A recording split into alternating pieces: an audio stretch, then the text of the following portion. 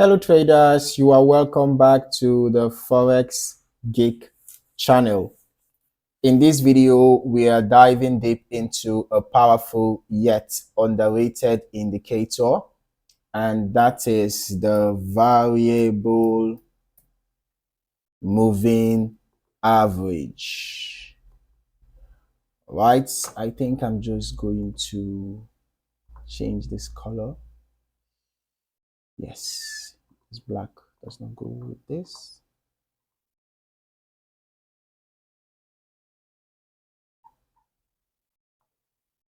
All right. So this is the VMA, the variable moving average. If you have been relying on traditional moving averages like the simple or exponential moving average, then this strategy might completely change the way you view trend following. So what makes the variable moving average so special? Unlike the standard moving averages that use fixed periods regardless of price action, the VMA adjusts dynamically based on market volatility. So this makes it far more responsive during high momentum moves and less reactive during choppy price action. All right. It is like having a moving average that thinks with the market. Let us talk about how it works. Okay. The VMA incorporates a volatility based factor into its smoothing formula, which means the more volatile the market, the more adaptive the VMA becomes. So this feature helps it stay relevant in fast moving conditions without giving off too many false signals when the market slows down. Now let us break down how to use the VMA trading strategy effectively. All right. The first step is to identify the trend. You start by plotting the VMA on your chart. Of course, you add the VMA to the chart. Several platforms, will enable you to add this indicator, whether it is built in or custom indicator. All right. If it is not built in, you can download it as a custom indicator and add it to your indicators library, such as the MetaTrader platform. All right. All right. So when price is consistently above the VMA and the line is sloping upward, you are in a bullish environment. And when price is below and the line is sloping downward, the trend is bearish. All right. So for long entries, you look for price to pull back to the VMA. Okay. Look for price to pull back to the VMA and the line, price should pull back to the VMA while the line is still going up. All right. Doing an uptrend. Then you look out for a bounce with strong momentum. In this case, we actually had a consolidation here, so this was not a very good example. Okay, let's look for where the trend was quite strong. All right. Okay, we actually had a notable buy trend here. It's just that price was dipping below the VMA in this case.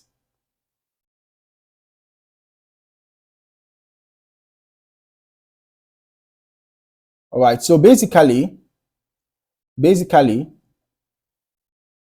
if price is trading above the VMA most of the time and you have price pull back to the VMA, it confirms the dynamic support, but make sure you get a confirmation candle first for a continuation, like bullish confirmation candle, before you enter your buy trade. Stop loss can be below, swing low, take profit can be at resistance zones. Then for a sell, the reverse is the case. Price should be trading below the VMA. You wait for a pullback and you wait for a confirmation candle, such as a bearish engulfing, like what we had happen here. You can enter your sell trade, stop loss above the swing high, take profit can be around support zones. All right. You can also combine the VMA with a secondary indicator like the RSI or the MACD. Okay. Doing this is just to confirm momentum before pulling the trigger. For example, when you get a sell, confirming momentum, maybe when the RSI is below the 50 level but above the 30 level to confirm bearish momentum before you enter your sell. Then for a buy, watching out for the RSI being above the 50 level but below the 70 level to confirm your bullish momentum. All right. For a more advanced setup, you can actually decide to use two VMAs, one short term and one longer term. All right. You can decide to do that as well.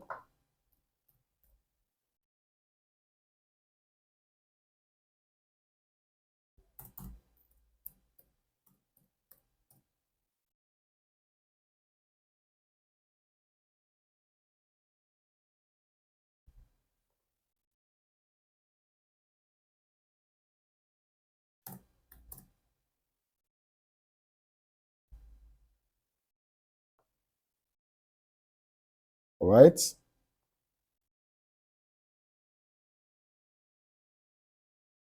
So you can decide to use the crossover strategy. Okay. You can decide to use two VMAs. So basically, when the shorter term VMA crosses above the longer term VMA, it's a potential entry for a long. Then when the shorter term VMA crosses below the longer term VMA, then you have a bearish signal. Because the VMA is volatility sensitive, these crossovers tend to be more reliable than standard MA crossovers. All right. Meanwhile, your exit can be based on price crossing the VMA in the opposite direction. Maybe you are in a buy trade and then the price dropped below the VMA. It can be a sign to exit your buy trade, or maybe you are in a sell trade and price climbs above the VMA. It can be a sign to exit your sell trade. All right. And also, you can base your exit on a VMA slope change. Maybe the VMA was sloping down and suddenly started sloping up. You can decide to exit. Okay. It's depending on your style, your trading style. All right. You can also use maybe the RSI or MACD or stochastic oscillator, for divergence. Yes, you can use divergence in a secondary indicator to also confirm your exit. So this allows you to trail your stops dynamically, riding the trend longer while adapting to changes in volatility. Simple and exponential moving averages are static. They use a fixed number of periods and don't react to changing market conditions. The VMA, on the other hand, adapts. It flattens during low volatility, flattens during low volatility ranges to avoid fake signals and sharpens its response when the market moves aggressively. This makes it a great fit for trend traders, momentum scalpers, and even swing traders who want more precision in their setups. So if you are looking for a smarter, more responsive way to track market trends and find high quality entries, the variable moving average deserves a place in your toolbox. If you found this breakdown useful, hit that like button, smash subscribe, and don't forget to turn on the notification bell icon so you're the first to catch the next powerful strategy we break down. Thank you for watching, and I'll catch you in the next video.